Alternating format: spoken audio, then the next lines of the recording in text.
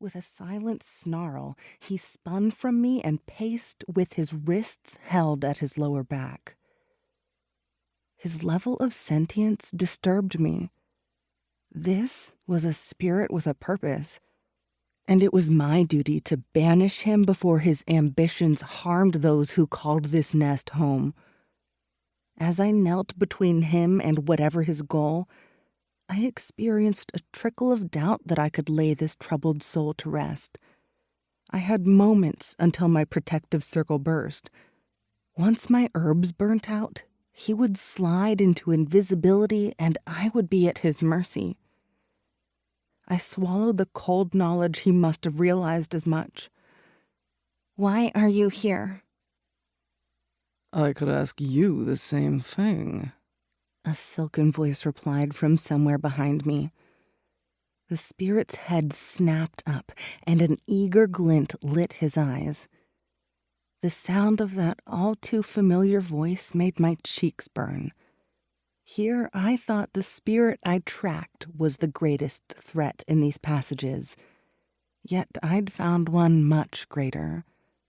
Or he'd found me. I sensed his gaze, and my shiver wasn't born of cold.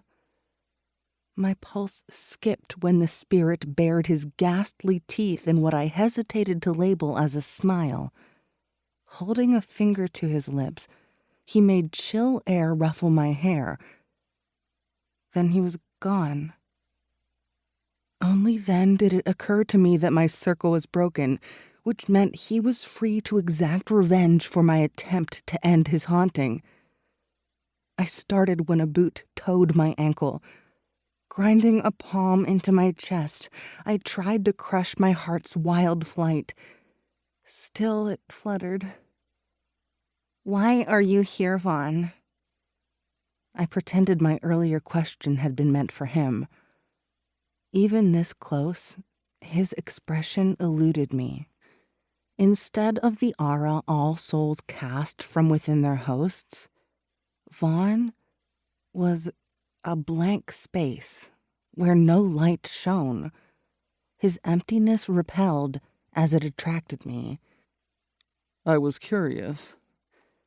Gooseflesh pebbled the skin his gaze caressed. Unable to read his expression, I pretended disinterest in his ambiguous remark. Sealing my tins, I collected the ashes from my ceremony for disposal. Careful I left no refuse behind. Some spirits used burnt offerings against those like me. "You spend a great deal of time wandering tunnels. Meeting someone?" He sounded closer. My head whipped toward him. "Perhaps you're meeting Henry." Chin lifting, he inhaled. "No?" "I'm alone." I bit my tongue as his dark chuckle pushed me to my feet. Vaughn prowled a circle around me, his stride the envy of other predators, I was sure.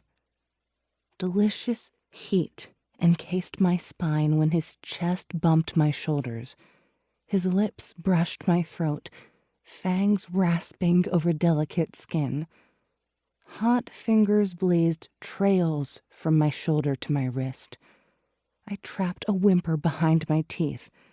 Predators fed on fear, and I stank of horrified fascination.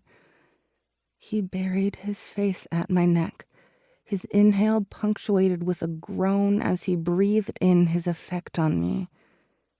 No male had ever made my knees weak before, but they threatened to buckle now. Whether it was the sharpness of his teeth, the coldness of his voice, or the ruthlessness of his reputation that did it, I thrilled at his nearness. As he traced the scar at my elbow, my eyes rolled shut. But not before I quivered at the sight of his hands on me. The absence of his aura made him unreadable to me. I saw no passionate red flares streaking from the crown of his head, where his halo should shine. No orange...